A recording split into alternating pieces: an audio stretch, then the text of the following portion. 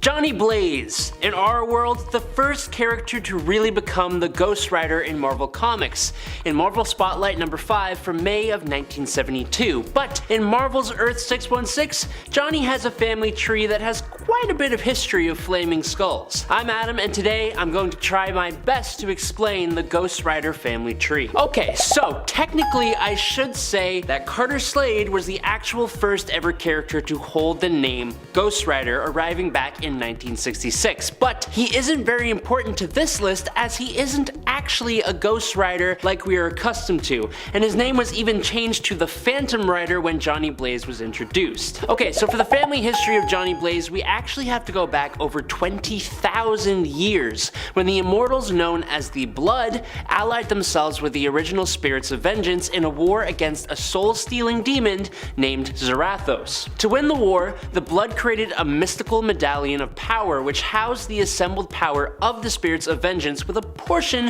of Zarathos becoming trapped in this medallion as well. But we also have to talk about Mephisto, who was a rival to Zarathos. Mephisto tricked Zarathos and would trap him in the bodies of different mortals over the years, with Zarathos forgetting everything every time he switched to a new body. But back to the Medallion of Power, the Blood decided that the artifact was too powerful to be kept intact, so it was broken into shards and its essence was placed into the spiritual bloodlines of two families. We will be mainly focusing on the Kale bloodline for today and the main Ghost Riders. There's a lot going on for each rider and their various sources of power, so for the sake of time and simplicity, I'm just going to briefly cover each of their origin stories. Starting with Noble Kale. In the 17th century, a young Puritan man named Noble Kale fell in love with a woman named Magdalena. Noble hid his romance from his father, who was both not very nice and also a pastor. Noble and Magdalena had a child, but shortly after the kid was born,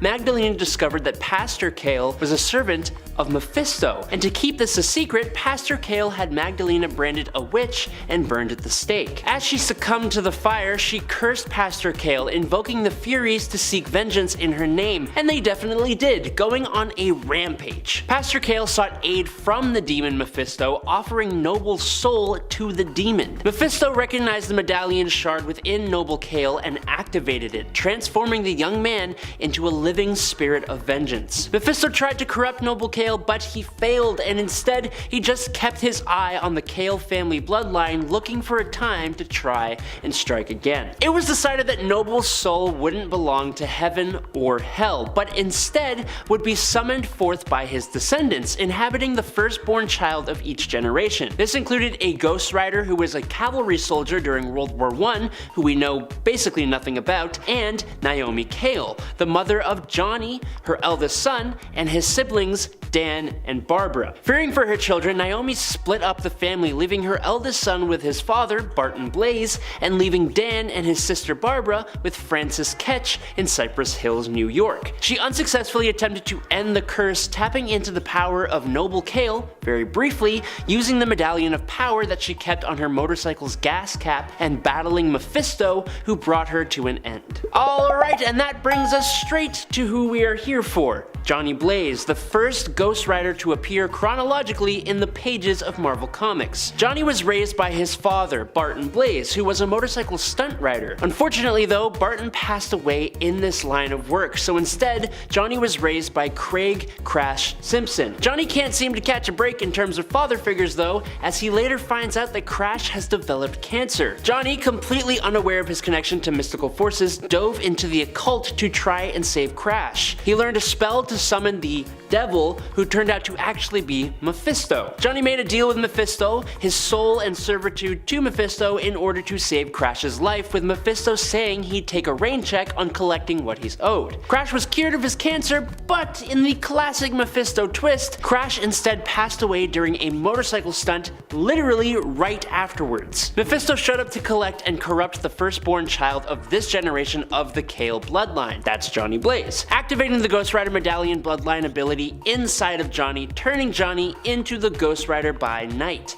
But he couldn't take Johnny's soul thanks to Roxanne, Johnny's love interest, showing up and proclaiming her love for the guy, which drove Mephisto away temporarily, and that is the power of love, kids. Side note, while he didn't play a big part at first, later on, Zarathos would develop more and more inside of Johnny Blaze until he was taken out and captured. Also, the whole Rider by Night thing definitely changed eventually too, and Johnny has been a big part of every subsequent Ghost Rider story, especially as he even became the Lord of Hell for a while. Now, fast forward to Ghost Rider Volume 3 in 1990, and us readers are introduced to Johnny's long-lost brother, Danny Ketch, alongside their sister, Barbara Ketch. After witnessing a fight break out between the gangs of Death Watch and Kingpin, the two siblings, Barbara and Danny, are spotted by the criminals, and during the altercation, Barbara is wounded with a crossbow bolt. The two of them decide to hide in a junkyard, where Danny notices a brand new motorcycle with a glowing medallion on the gas cap. Danny touches the motorcycle of his mother with his sister's blood on his hands and is instantly transformed into a spirit of vengeance. Now, Danny was a really interesting Ghost Rider, and his character got some rather tragic developments and then redemptions along his way. He is currently not even Ghost Rider, but is instead Death Rider, but I just can't get into that right now. I would highly suggest you check out his comics. He's also the first Ghost Rider to get the penance stare and the mystical chain that become commonplace for all other Ghost Riders after this point. With Johnny Blaze and Danny Ketch both being part of the Kale bloodline, they are the nephews of Joshua Kale, who is a leader of the cult of Zared Na, and they're also cousins of Jennifer Kale, his daughter, who became a powerful and skilled sorceress and an ally of Man-Thing. But since I want to focus on Ghost Riders, I'm only going to briefly mention them right now because they don't really matter, and we are now moving away from the Kale family here to look at two others, starting with Alejandra Jones. Alejandra Jones first appeared in Ghost Rider Fear Itself issue number 1 in 2011. Alejandra, along with a few select others, were raised in a tomb in South America until they turned 18 by a man named Adam. Adam was using Alejandra as part of a grand plan to get rid of all sin on the planet Earth, but this would also leave every single person on Earth as a soulless husk, which is not good. She was forced to bond with the spirit of vengeance of Johnny Blaze by one of Adam's lackeys named the Seeker, and she was an incredibly powerful Ghost Rider, as she was literally raised for this one purpose by Adam. She could use the power in ways Johnny Blaze and Danny Ketch just weren't creative enough to use. She was used by Adam for a little while, even being forced to admit an explosion that wiped the sin from everyone in the country of Nicaragua. Luckily though, she was eventually stopped, swayed, and saved by Johnny Blaze himself, who eventually became her mentor. Johnny would eventually take back most of the Spirit of Vengeance power, leaving her with only a little fraction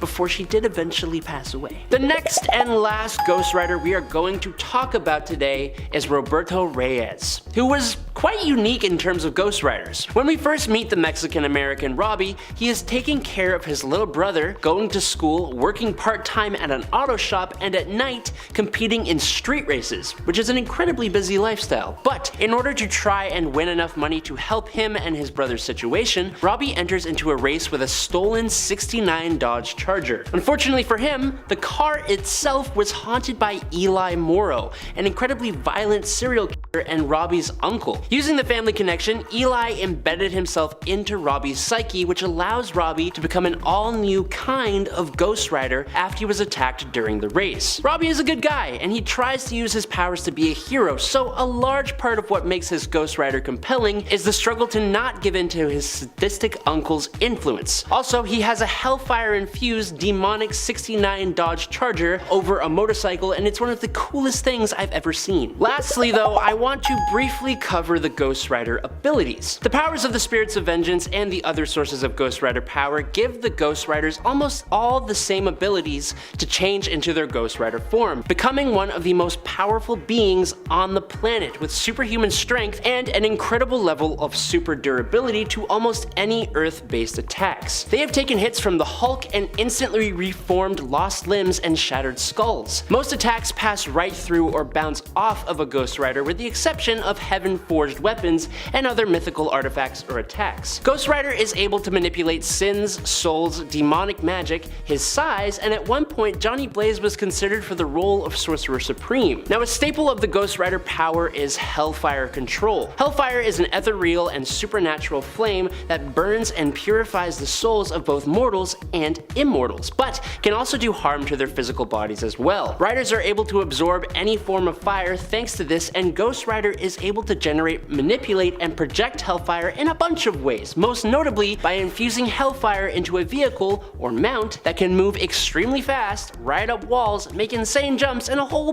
bunch of other crazy, extremely awesome, very fun stuff. Honestly, every Ghost Rider's mount is awesome, and it's not always motorcycles. We should start a discussion in the comments. What is your favorite Ghost Rider mount? Mine would have to be the massive spider used by a Ghost Rider during the time of Conan the Barbarian. Now, I also have to mention the incredibly infamous penance stare. This ability makes a person see and feel all the pain they've inflicted on anyone else during their entire life, and it is essentially the end of the line for anyone who is subjected to it. Now, because comics are inconsistent, this doesn't always work the way it's supposed to, and we do have a video or two you can check out going over a handful of times the Ghost Rider's most deadly ability did not work. Now, there are a lot of characters, humans, angels, demons, gods, monsters, and everything in between who play a part in the Ghost Rider stories. Hopefully though, this video gave you enough information to be able to jump into the comics for yourself and explore those awesome characters. Starting off with number 10, Ghost Spider. Yeah, on Earth 65. So of course we have to start with one of my favorites, Gwendolyn Stacy of Earth 65, that is. Yeah, very important. There's many other Earths. I'll get to that later. She has arguably the coolest suit. I mean, right off the bat, the hood, the white hood with the pattern on the inside of the hood, like, that's so sick. I think it's a crowd favorite when it comes to suits. She made her first appearance as Spider-Woman in Edge of Spider-Verse number 2, and then made her first appearance just last year as Ghost Spider in Spider-Man Enter the Spider-Verse issue 1.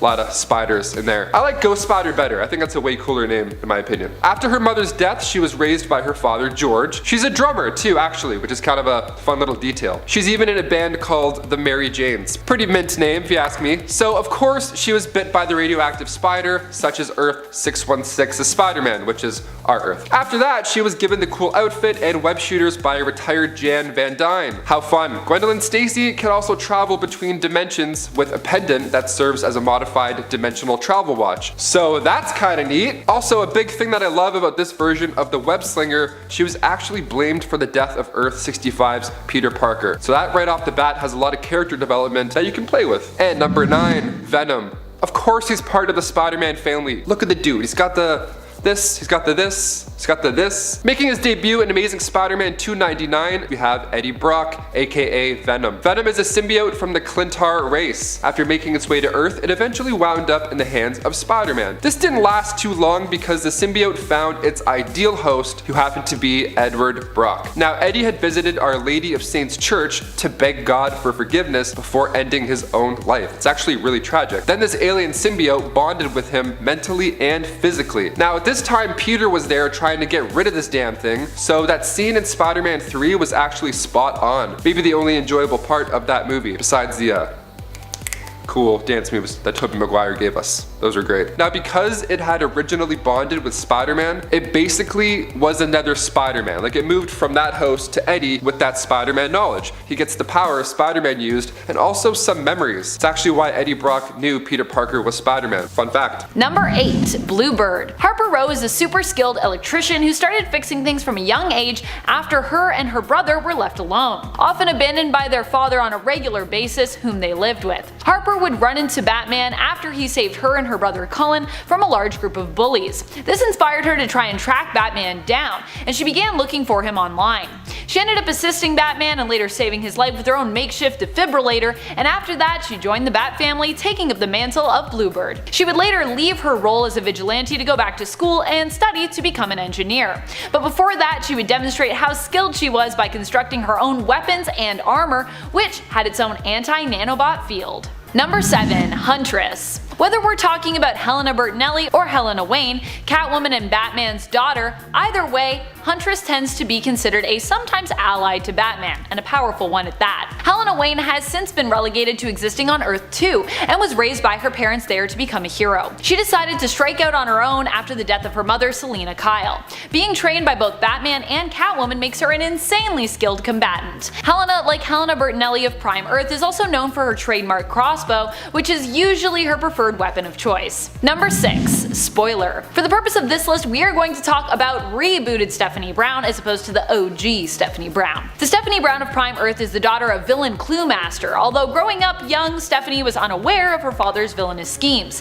However, when she did find out, this revelation inspired her to become the hero known as Spoiler. Her goal was to spoil her father's evil plots, leaving clues so that the authorities could track him down. Red Robin ended up using his detective skills to track her down, and the two ended up teaming up. Over time, they both realized they had feelings for one another and began a relationship. Batman eventually revealed Tim's true identity to Stephanie and decided to start training her, which kind of caused a rift to develop between her and Tim Drake. Eventually, however, they would move past this. Stephanie would also receive training for her time from the Birds of Prey and her good friend Cassandra Cain, aka Orphan. Number 5. Carrie Kelly. Carrie Kelly is Batman's Robin from Earth 31. Unlike most Robins, Carrie did have parents, but they were very neglectful of her. She was saved by an elderly Batman one night who had returned from retirement. Inspired by the rescue, she bought herself a Robin costume and set out to track Batman down, armed with a slingshot and some firecrackers. Batman would take her on as Robin, but would also constantly threaten to fire her from her mantle for disobeying him. But Carrie showed so much promise, he could never bring himself to truly ever follow through.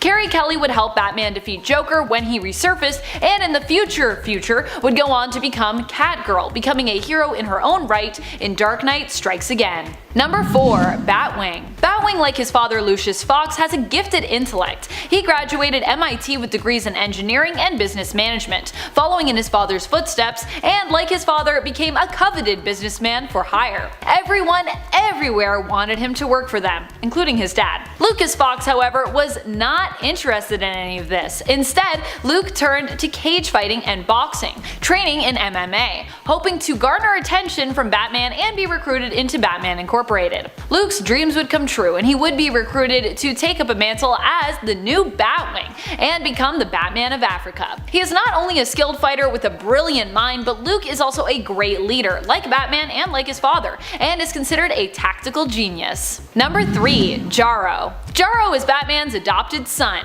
He is genetically related to Starro, as he came into existence by forming from a surviving tissue sample the Batman had of the evil alien being known as Starro. He gets his name because that sample was kept in a jar. Jarro is not only capable of flight and telepathy, but he also has genius level intellect. Although technically Jarro comes from the supremely evil Starro, he loves Batman like a father, and there is nothing he wouldn't do for him. Also, I just love Jarro, he's super cute, even though he's only been in a few things. Number 2. Catwoman. Catwoman over the years has been a powerful ally to Bruce and occasionally posed as a powerful villain as well. Selina and Bruce may not have ended up tying the knot, but that doesn't mean that we shouldn't consider Catwoman an extended member of the Bat family. She's been around as long as Dick Grayson, since 1940, and is one of the people that Batman trusts the most. In fact, she really should just be considered a straight up member at this point, not even extended. She's not just a super accomplished thief, but is also a skilled unarmed and armed combatant who is known for her agility. Number 1. Lucius Fox. Lucius Fox is one of Batman's closest friends and most trusted allies. He has been around for a long time too, first appearing in Batman issue 307 in 1979. Not quite as long as Catwoman, but still pretty impressive. Although Lucius is not known for his physical prowess, he is one of the smartest and most gifted businessmen and sometimes inventors in the world, which is what makes him such a powerful friend and ally to Bruce and to Wayne Enterprises. Currently in continuity, Lucius is the CEO of Wayne Enterprises, having risen in the company since his first appearance in the New Earth continuity, where he was originally helping Bruce to run a charity organization. Bruce noticed Fox's prowess early on and quickly made him his personal assistant and financial advisor, very much valuing Lucius for his business savvy. There have been many times where it has been up to Lucius to save Wayne Enterprises and ensure it stays afloat. And without Wayne Enterprises or his money, it would be very hard for Bruce as Batman to accomplish all that he sets out to do. Also, can we just talk about Morgan Freeman playing Lucius Fox in the Dark Knight movies? So good! So awesome. Lucius Fox is great. Number 10. The Teenage Mutant Ninja Turtles. This family of teenage turtles who were taught martial arts by a giant rat don't get featured on our lists nearly enough, so we figured now was as good a time as any to give the heroes in a half shell a shout out. I could explain their deal, but there's no way I could explain it better than Chuck Lorre did in the following poem. Here we go, it's the Lean Green Ninja Team. On the scene, cool teens doing ninja things. So extreme. Out the sewer like laser beams. Get rocked with the shell-shocked pizza kings. Can't stop these radical dudes. The secret of the ooze made the chosen few emerge from the shadows to make their moves. The good guys win and the bad guys lose. Leonardo's the leader in blue. Does anything it takes to get his ninjas through. Donatello is a fellow, has a way with machines. Raphael has the most attitude on the team. Michelangelo, he's one of a kind and you'd know just where to find him when it's party time. Master Splinter taught them every single skill they need to be one lean, mean, green, incredible team. Number 9. The Bat Family. When Batman set out on his mission to end crime and injustice in Gotham, he thought he would be doing it with only the help of his faithful butler, Alfred. In light of this, it is heartwarming to see the massive found family that Bruce has made for himself over the years, comprised of sidekicks he has trained to be some of the most powerful crime fighters on the planet, some of whom have stayed with Batman, and some of whom have gone off on their own to try and have a positive impact on the world in their own ways. There is Dick Grayson, the original Robin, who grew up to become the hero Nightwing, Jason Todd, who was Robin and then the anti-hero Red Hood, Barbara Gordon, the original Batgirl and Oracle, Tim Drake, the third Robin, who renamed himself after a fast food restaurant, as well as Bruce's son Damian, and other heroes such as Stephanie Brown, Cassandra Cain, Batwoman, and The Signal. Over the last decade, the Bat family has grown to a rather large size, with other heroes coming and going, but their expert combat and detective skills make them a powerful unit that will only grow stronger as the young members grow older and more members inevitably join. Number 8. Red Hood. Red Hood was originally Batman's second Robin. His civilian name is Jason Todd, and he even ended up being adopted by Bruce. During his time as Robin, he ended up leaving Batman and heading out on a journey to find his birth mother. On that adventure, which Batman ended up finding him and joining him on, he ran into the Joker. His mother sold him out, and the Joker then beat Jason Todd almost to death before blowing him and his mother up with a bomb. Batman arrived too late to save Jason or his mother, and this has remained a failure which Batman considers one of his greatest. Todd would later return as Red Hood, being resurrected in part and guided for a time by Talia al Ghul. When he did return to Gotham, it was originally as somewhat of a villain. However, Jason would eventually join the Bat family again, having more of an anti-hero status as someone who isn't opposed morally to killing those villains that he feels deserves it, and bringing his own brand of justice to Gotham. Jason isn't against using guns, but also doesn't need them to be a badass. He has also been shown to be highly skilled with the sword.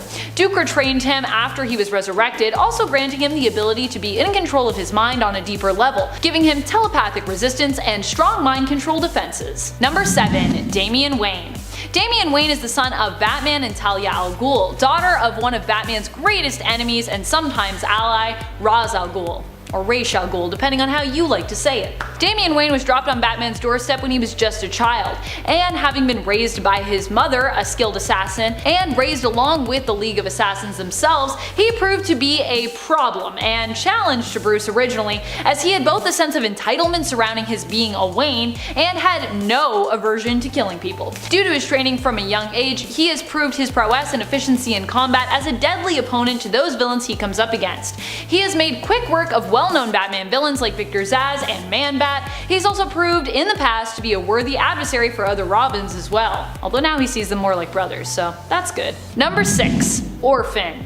one of the deadliest members of Batman's team, in the same vein of Damian actually, but without the attitude really. Orphan is Cassandra Cain. She is the daughter of David Cain and Lady Shiva and was rigorously trained from a young age to become a killing machine. She was not permitted to speak and never taught how to while growing up, instead communicating solely through body language, making her an expert combatant as she can use one's body language to read how and when they will attack. It's also very hard to intimidate Cassandra when it comes to the shock factor, as she was desensitized to death and violence from a very young age, being forced to witness multiple murders. She also has the potential to high-five you hard enough to break your hand. Fortunately, she's learned not to do that. Number 5. Batgirl. Batgirl isn't even just a Batgirl. She has been known by both the Batgirl mantle and her codename Oracle, a genius hacker, computer whiz, and master data sleuth for Batman and the leader of the Birds of Prey after she became paralyzed by the Joker from the waist down when he shot her through the spine. She not only has a brilliant mind, but she also is a skilled combatant. Even before she was Batgirl, she was known as a driven and determined young woman by those she trained with. Before even becoming Batman's protege, she studied martial arts and ballet, both of which helped to provide her with the strength, agility, and flexibility needed later on in combat. Bab's reflexes are so sharp we've even seen her dodge bullets in combat, and easily disarm opponents who are armed with guns. Truly a Bat family member that Batman would be proud of. Even when she felt shame surrounding letting herself be shot by the Joker, Batman was still by her side. She was worried he would also be disappointed in her, like she kind of was with herself, but he only expressed concern for her well-being. Barbara rarely, if ever, disappoints Batman. Number 4. Red Robin. Tim Drake is known for being one of the smartest Robins around. He is a brilliant detective, in fact so good that he is expected to be on the same level as one of the world's greatest detectives, Batman himself. In fact, it's also been implied that Tim Drake will likely one day surpass Batman when it comes to his detective skills. The way that he originally became Robin was through discovering the secret identities of both Batman and Robin, who was Jason Todd at the time. Following Todd's death, Drake noticed that Batman seemed to need a Robin to help give him balance, and ended up convincing the Dark Knight to take him under his wing, making him the third Robin of Batman. Number 3. Nightwing. Dick Grayson has taken Batman's place before, and what's more, he was fairly good at it. In fact, he's probably one of the most likely currently to be the person to take over for Batman, as long as he's got his memories, which have been gone more often than not in recent years. Dick was Batman's first Robin, and through the comics we've seen him become one of Batman's steadfast allies, almost appearing like an adoptive son to Bruce, destined to take up the mantle of Batman one day. Well, actually, maybe, if we're lucky, and the writers let it happen, we'll actually get to see him take up the mantle on a more permanent level. That'd be pretty cool. Number 2. Azrael. After Batman's back was broken by Bane, Sean Paul Valley was the one who Bruce turned to take up the Batman mantle in his absence. Jean Paul proved a powerful force when it came to his time as Batman, so powerful in fact that it took Batman, Robin, and Nightwing to take him down. The final showdown of course came down to Azrael and Batman, and in the end, Jean Paul surrendered the armor, cape, and cowl. Number 1. Alfred Pennyworth. Alfred might not have any superpowers, but he really doesn't need any to be considered one of the most powerful and influential members of the Batman family. Alfred is Batman's butler, his guide, his father figure, and has saved him in more than one way many times throughout the comics. As we can see currently in the Joker War story arc from the 2016 Batman run, which will be ending shortly, Batman is lost without Alfred. Alfred also has tons of past military experience and was a professional actor, and was sought after by the Wayne family to take his father Jarvis's place as their butler. In the Injustice series, Alfred also reveals there is no length he would not go to when it comes to protecting Bruce Wayne, who he thinks of as a son. After Superman breaks Batman's back, it's Alfred who forces him to back down, ingesting a pill which grants him superhuman strength and durability, allowing him to break Superman's nose.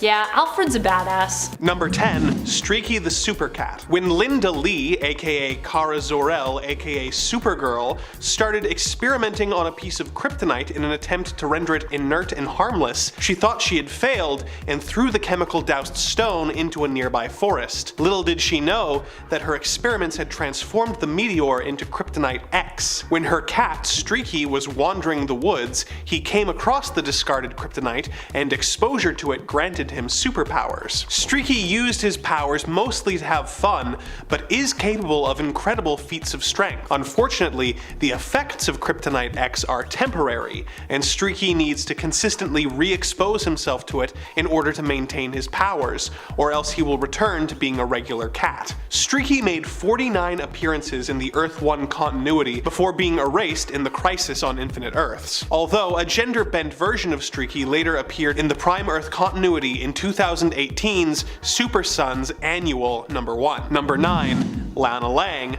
Superwoman. The childhood sweetheart of Clark Kent from his Smallville days, Lana Lang and Superman have remained close through the years, although they both went their separate ways with different romantic partners. When the New 52 version of Superman died, he released energy from his body that was absorbed by both Lois Lane and Lana Lang. Although they were given slightly different powers, Lana got the standard super strength, flight, and invulnerability, as well as the ability to convert solar radiation into electromagnetic energy.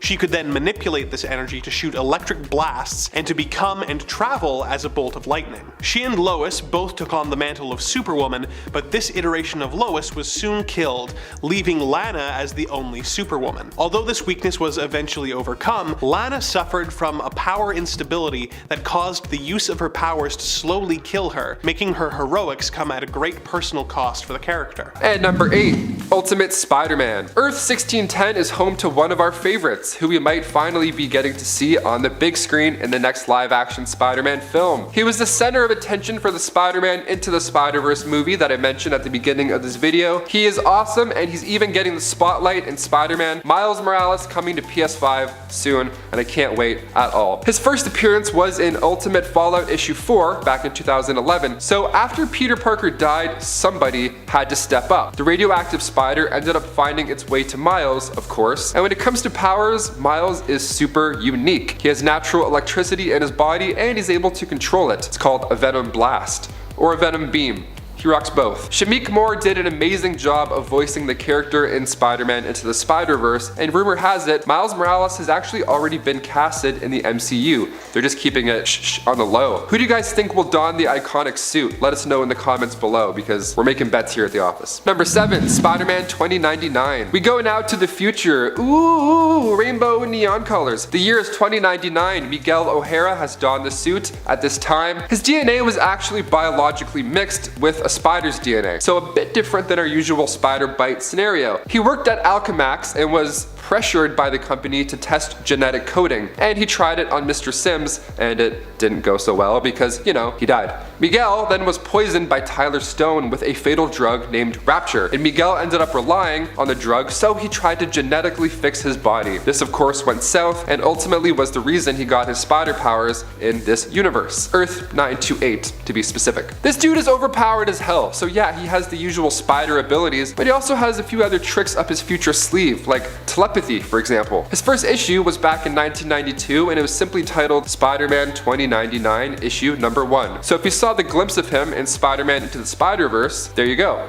You got like 46 issues to read this weekend. You'll be busy. Number 6, Zombie Spider-Man. So this series was only 5 issues and it dropped in 2005, and it is so wild. That's one of my faves. Here we go. So this series takes place on 2149 in this world that is full of zombies. Yeah, we love zombies. Zombie Spider-Man is like the only normal-ish zombie. Like, he has feelings, he can talk, he knows what he's doing kind of. He doesn't just walk around and bite people's head off. Like, Aunt May walks in and he's eating MJ. Like, he's still a nice Peter Parker. He's like, oh please MJ, go in the bathroom or something, get out of here. He can't control himself. I mean, it's not his fault, and he realizes that. I had to include this in the list simply because it's awesome. Plus, we've already had our first look at Marvel's Zombies that's said to come out as an episode of What If on Disney Plus in the near future. I'm still not over that zombie scene from Far From Home with Iron Man when he's crawling out. Disney's just not afraid of scarring kids, eh? Number 5, Spider-Ham.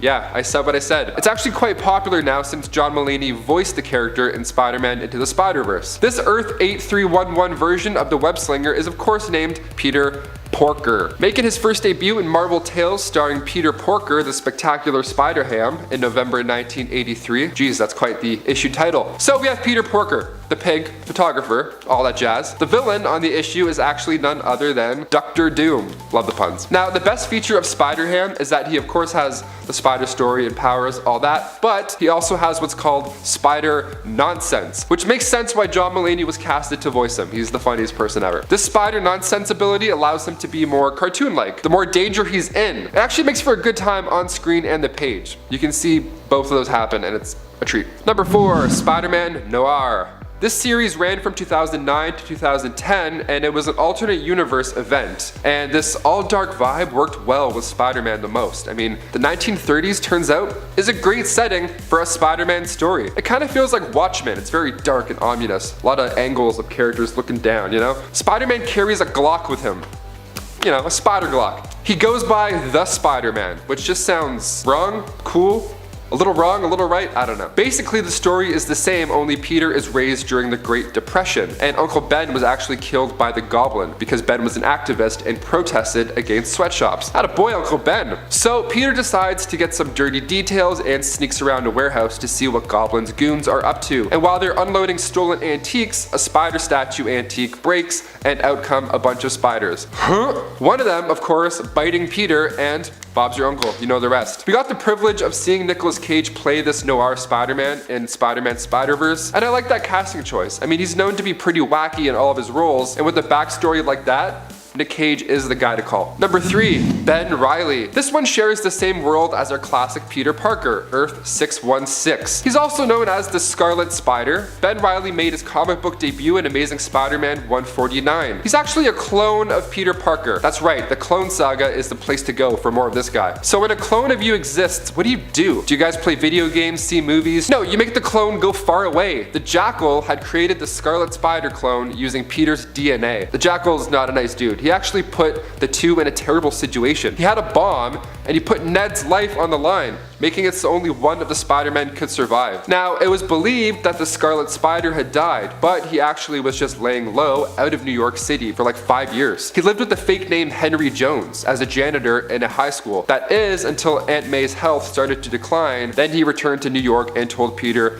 all about his time. What a shock that must have been, right? And then when MJ was pregnant, Peter let Ben Reilly take the mantle of the web slinger. Pretty cool promotion. Number 2, Superior Spider. Again, we're at the 616 world of the web slinger. Starting in 2013, this is the outcome of the Dying Wish storyline. So, Dr. Octavius planted his mind inside Peter Parker's. That's right, the two ended up switching bodies, little Freaky Friday style. It's like a freaky circle. Otto Octavius was dying when Peter visited, and he had no idea it would be his own deathbed that he was looking at. So, right when Otto Octavius switched into Peter's body, he discovered what it really meant to be a hero, and understood the whole "with great power comes great responsibility" message, having retained Peter's memories in his new skin suit. So he decides to just go for it, man, and just fight crime. Now, he wasn't as good as balancing the scales of justice as the original Webhead, so he ran into some troubles. He was violent in nature, and when it came to handling these criminals, I mean, Otto even enlarged the suit's talons to cause greater pain to his victims, and he modified the nanospider's tracers that get ejected from the talons, and he made them so that they could paralyze the victim. Not too shabby, man. He thought he was doing the right thing, but his methods were just too dark. People noticed.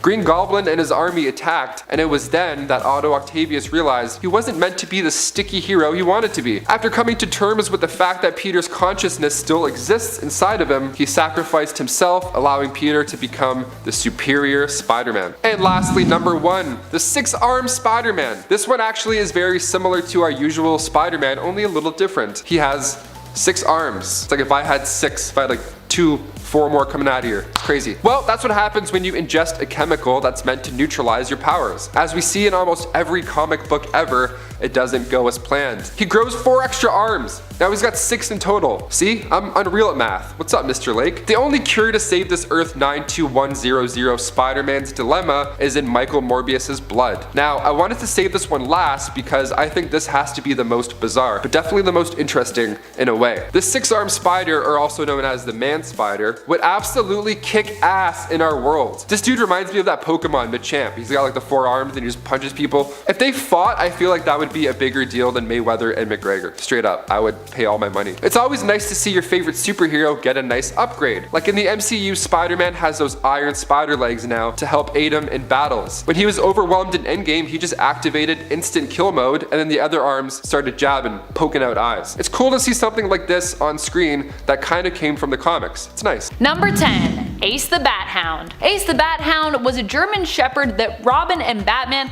teamed up with in Batman issue 92. The dog had been attempting to locate his owner when Batman and Robin found and rescued him. Bruce put an ad in the paper attempting to help the dog find its true owner. Shortly after, the dog ended up getting loose from the Batcave.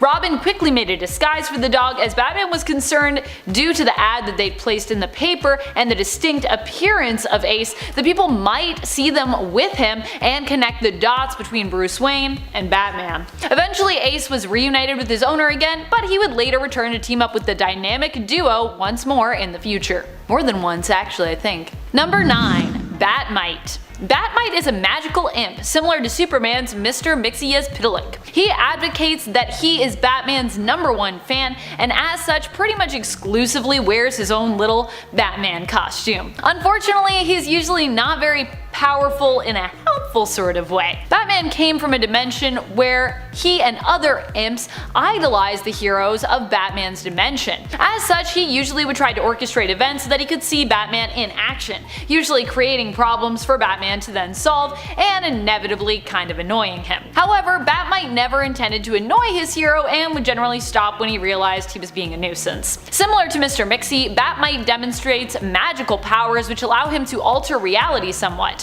He also shoots lightning bolts out of his fingers, and he can turn invisible. Number 8. Wolverine family. I love the Wolverine family, probably also just because I really love Wolverine. His family life is also one of the most complex and intriguing out there. There's a lot of trauma and combativeness, straight up villainy and aggression as well in their dynamic, but at the end of the day, these are people who have found a way to overcome all of that and come together. I especially love how this was highlighted in the X Deaths and 10 Lives Wolverine series. Here we learn that one of Wolverine's worst fears has come true in a possibly alternate future. There he had to actually kill all of his own family members, being the only one to really survive, and really only going on to survive in the hopes of preventing the future from coming to pass, to save his kids, his family, and of course, everyone else besides. Number 7. The Shazam family. When the wizard Shazam chose Billy Batson to be his new champion, he imbued the young boy with magical powers that granted him the wisdom of Solomon, the strength of Hercules, the stamina of Atlas, the power of Zeus, the courage of Achilles, and the speed of Mercury. With these powers, Billy became the hero known as Shazam and began fighting crime. It was not long before Billy discovered that he could share his powers with the other children in his foster family: Freddie, Mary, Pedro, Eugene, and Darla, thus creating his own super team. While this family is undeniably powerful, the limits of the spell that enchanted them makes them split Billy's powers between them. So, every time they team up, rather than being a team of 6 powerful heroes, they are merely 6 people evenly dividing the powers of one extremely powerful hero. So technically, the more family members they add to the team, the weaker each hero becomes. While this does force them to work together to compensate for this weakness, it does drive them near the bottom of this list, along with the inexperience their young age gives them compared to our other featured families. Number 6. The Hulk family. The Hulk family has to be on this list because after all, they are the strongest there is. Hulk has a pretty big family too, full of other friends, family, lovers, and exes who often tend to have their own Hulk personas, whether it's Bruce's cousin She-Hulk or his one-time father-in-law and enemy Red Hulk. Not all Hulks who are a part of the family tree have a persona either. There are also Hulks like Scar, who is actually a Hulk 100% of the time. We've seen glimpses into alternate realities as well, where Hulk actually proved to be strong enough to destroy entire worlds and universes within the multiverse. So yeah, there is everyone else, and then there are the Hulks, who seem to operate on their own level when it comes to power and a capacity for destruction. Number 5. The Flash family. One of my all-time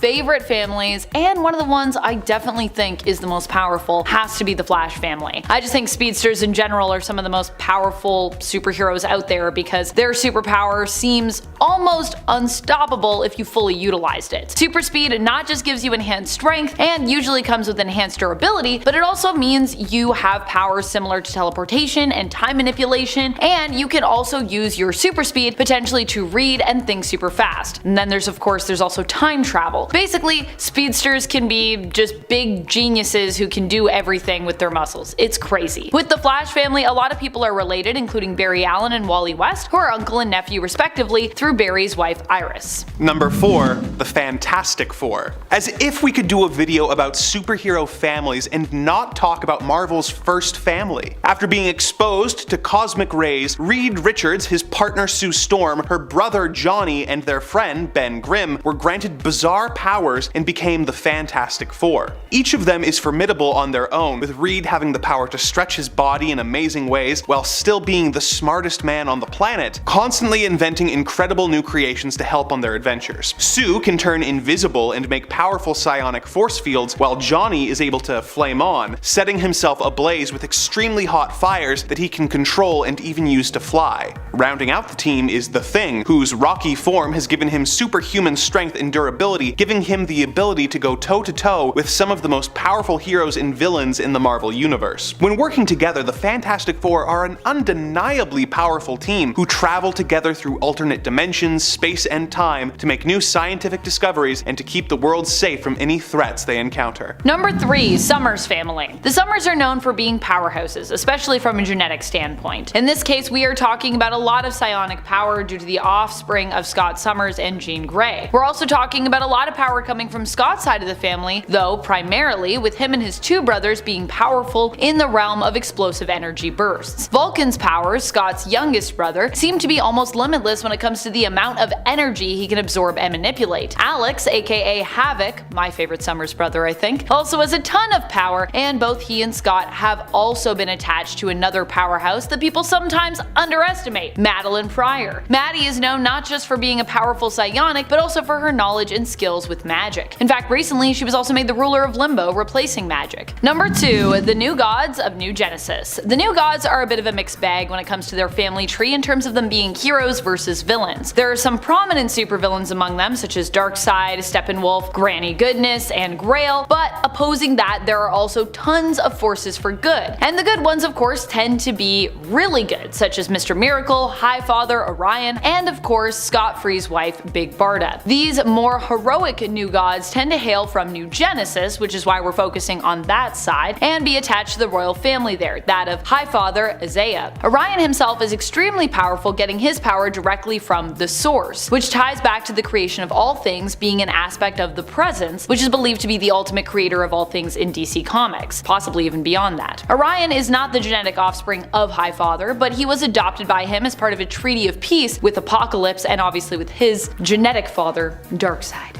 Number 1. The Superman family. In the DC universe, it is almost taken for granted that Superman is the most powerful superhero. He has all the best powers with super strength, speed, flight, invulnerability, and X-ray vision, just to name a few. Superman on his own could take out most superhero teams, but the fact that he has an entire family to help him out shoots his family to the top of the list. His cousin, Supergirl, his clone, Connor, and his son, John, all have the same powers as him, making it already a formidable team. Add to that the found family members like Steel and Superwoman, and most teams would turn tail and run. Speaking of tails, this super family also has an extensive roster of super pets to help them out, with Crypto the dog, Streaky the cat, Comet the super horse, and Beppo the super monkey all being valuable members of the team. All in all, when working together, the super family is a nearly unstoppable force, and that force is even more powerful if you are going off of the pre-Crisis continuity power levels. Number 10. Signal. Duke Thomas's parents were victims of the Joker, but before that, years before,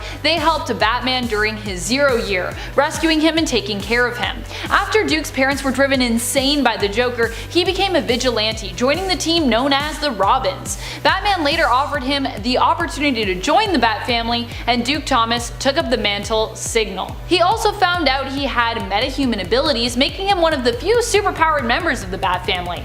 Signal's powers allow him to perceive light differently from most humans. He can view light at superhuman speeds, giving him sort of clairvoyant abilities. Number 9. Batwoman.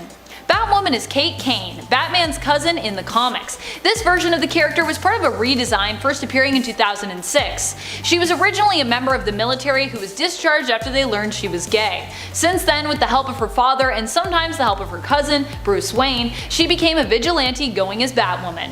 Batwoman is not just a skilled combatant but also boasts of genius-level intellect, like many of the other Batman family members, and can speak multiple languages. She has an indomitable sense of will that has allowed her to withstand supernatural and magical influences, and is just as stealthy as the Bat himself. Number 8.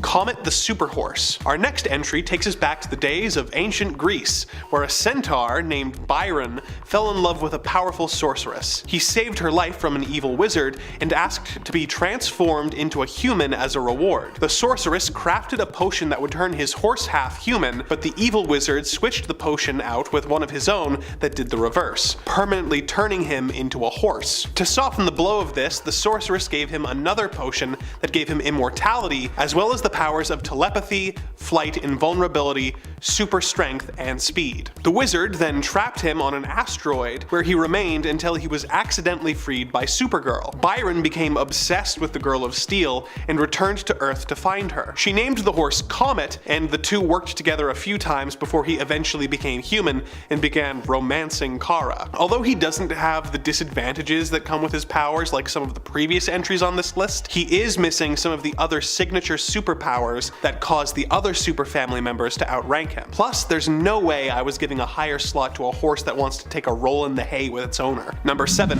Krypto the Superdog. When Superman's father Jor-El discovered that Krypton would be destroyed, he came up with a plan to create a rocket that could safely transport his son to the planet Earth. Jor-El created a prototype of this rocket and decided to test it on the family dog, Krypto. Krypto's rocket veered off course and therefore did not arrive on Earth until Kal-El was a teenager. Krypto became Superdog and accompanied Superboy on many adventures, continuing to help even once the Boy of Steel had grown into Superman. This makes Krypto Superman's longest serving and most consistent sidekick across Superman's original continuity. Krypto has all of the powers of the Man of Steel, such as strength, speed, flight, invulnerability, super breath, and heat vision, but as he is a normal-sized dog, these abilities are proportionate to his size, making him less strong than humanoid Kryptonians. Although initially wiped from continuity in the Crisis on Infinite Earths story, a modern Krypto did eventually return to comics in early 2000s. Unlike his pre-Crisis counterpart, this Krypto did not have human intelligence and therefore was actually more dangerous, as he would attack and bite his enemies without attempting to rein in his strength, causing Superman to keep him at the Fortress of Solitude